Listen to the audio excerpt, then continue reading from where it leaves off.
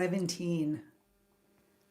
I haven't got a lot of battery, but it's day 17 and I'm back home on the island, back in my routine or getting in my routine. Tomorrow should be a lot better with that. But I have a confession to make to y'all, and that is yesterday I fell off the carnivore wagon and ate a squash soup, which was keto, which is, okay. It's not like I went off badly, but I did slip off, and I was up in the mountains and where my mom lives, and they have all these undisturbed apple trees and all these little tiny apples. Seriously, they're like little, maybe this big, right? Can you tell? They're about this big. Little tiny, maybe as big as my fist. Maybe I'll do it that way. With all of the little marks on it, and you have to watch where you're eating. You got to watch it because maybe there's a little worm in there or something. It's a live, real fruit, okay? And I ate it and enjoyed it. But I thought, well, when things get, let's say, stressful in your lives, and you have a lot going on in your outer world, and then something, you get worn down that way, and then you begin to lose your resolve. So it's not like I went and had cake, which I don't think I could actually do right now. After all this time being off sugar. And the apple, thank goodness, because it was completely naturally grown, a wild apple tree, not sweet at all. But of course, there was plenty of fructose in there, and not on the 30-day carnivore challenge. So I slipped off. I did. So today I'm back on the wagon. And happy to be home, because in my space I have much more resolve, I think would be the word. And okay, I messed up on it. Still keto. I was still keto, but not my full-on 30-day carnivore, so forgive me for that.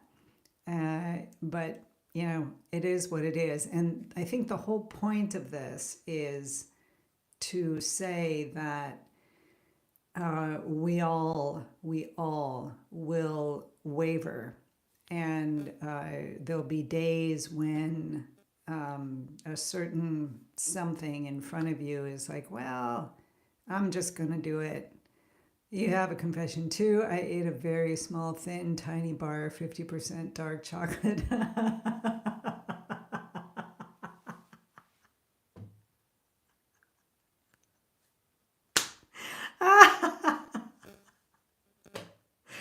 I really have a thing for dark chocolate. But I didn't do the dark chocolate thing, but boy, did I think about it. I really did. I really love dark chocolate. Really love it. 10 grams of carbs. Okay. You're still doing pretty good. Well, I feel a hell of a lot better now. Yeah, but fessing up to it and being honest that, a challenge, when you come to a challenge of any kind, it's a challenge. It's not do or die, right? Twice. You had it twice. Twice in the same half hour, or Well, oh, that's so funny. Oh God, that's so funny. So, like I was saying, right? It's a challenge is to challenge yourself. It does not mean that you must be 100% all the time. That we don't slip off. That we don't take a bite of chocolate, dark chocolate, hopefully, right? And that you don't. I don't know, like dip your pinky finger in the honey jar, right? I mean, things like that happen, and we do that. And on, this 30-day carnivore challenge that we are on, it is the challenge. And there are times, especially when just so much stress is coming out with whatever's going on in your lives, where sticking your finger in the honey jar and just getting like a little it is in fact, falling off the carnivore wagon. And even if you're just getting a couple of carbs, like big deal, right? You get up to 10, 20 carbs a day. Okay, right? It's not detrimental. Even from my opinion, right? Even in a 30-day carnivore challenge where you're just moving into a full-time carnivore lifestyle, and I think that's the more helpful way to look at things, right? And I think we're very, very hard on ourselves if that all or nothing kind of thing. And now we have social media that shows all those perfect carnivores out there that never have a bite of chocolate or an apple from a real apple tree. It's I believe. I mean, if I were metabolically healthy, that. I mean, I have absolutely no qualms, no problems about, eating apples from a real apple tree that's never been sprayed, that's never been tampered with, that, the earth created, right? And there it is. And, it just so different from the apples that you will find in any organic store even. I mean, they're so different. It's just a whole nother ball game. And I believe, obviously, if we were hunters and gatherers and we were out hunting and gathering, we would gather those apples from that tree this time of year. And it would just be for this time of year, right? They're not around always. And then they're gone. That's it. They're done until the next year. So in my ideal kind of diet and lifestyle is that, ketovore, and when there is fruit in season that is, like these apples, they were so good. They were so good. They were nice and tart, and just something that I don't usually eat, right? And yeah, I'd be all in for that. Really, no problem at all. However,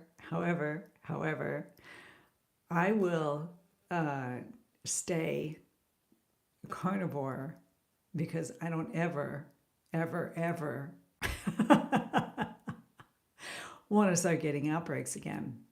And I don't ever want to go through that again. I don't see any reason to. I'm 3.5 years, as long as I am carnivore, I'm just perfectly healthy, and I just don't intend on going back.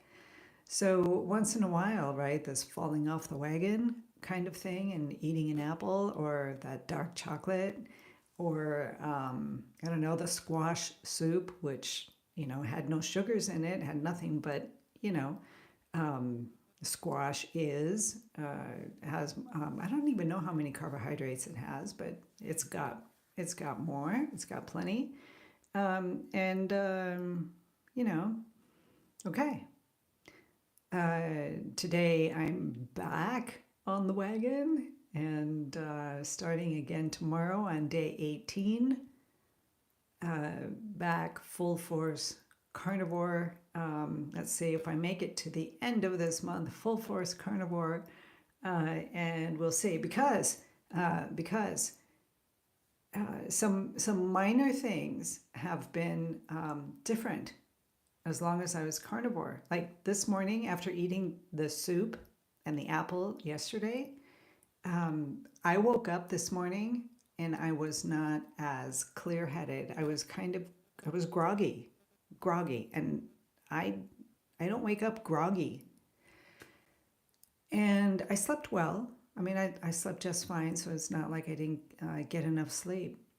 I was just thick-headed, just thick. Couldn't quite, pull myself together until I had my coffee, which on when I'm in my regular carnivore mode, I don't need the coffee. It doesn't wake me up in any way. I don't drink it first thing in the morning. I always wait at least an hour to get my my circadian rhythms going in the right direction. And I don't need it. Like whether I drink it or not it's not necessary. I just love it. It's my big treat since I'm not eating chocolates or squash soup or eating apples or watermelon, right? So all right, just wanted to come in, stand here before you and let you know what I did, what's going on. And I started to come down with something last night, high fever and muscle ache, went to bed and woke up, and that doesn't exactly, it was just basically gone the next day. Yes, it has been my experience with like if my family gets sick, if they all get sick, I may kind of get something, and then like I go to bed and I think, well, maybe I'm going to catch it this time, and I never do. I never do. I haven't yet, anyways. Knock on wood. And that's 3.5 years. Like that started happening right away. I just didn't get sick. Like when I started this, COVID was in full bloom. And we all got COVID here on the island, and I got it, but it wasn't. It just wasn't heavy. It just wasn't a heavy thing. The first time was